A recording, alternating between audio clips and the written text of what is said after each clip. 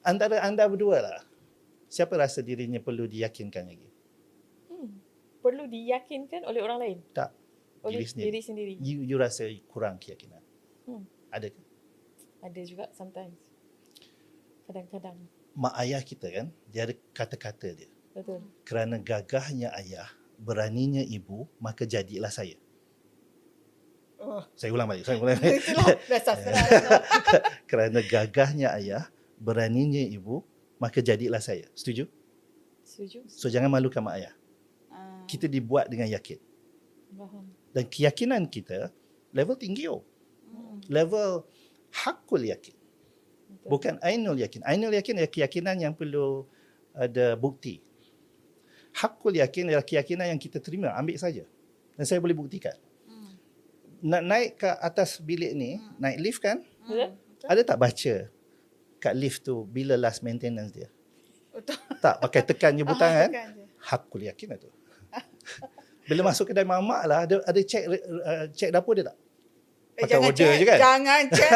Better not. Pakai order je kan? Datangnya makan kan? Betul. Hakul yakin. So keyakinan dah ada dah.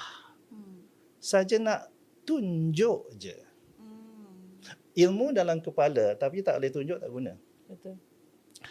Keyakinan di hati tak boleh tunjuk, tak guna. Ada masa kita jadi khalifah, ada masa kita jadi hamba. Ada masa kita duduk diam dan ikut, ada masa kita perlu berdiri dan cakap. So that hakul yakin tu membantu kita untuk tunjuk. Apa lawan takut? Berani? No. Lawan takut adalah yakin.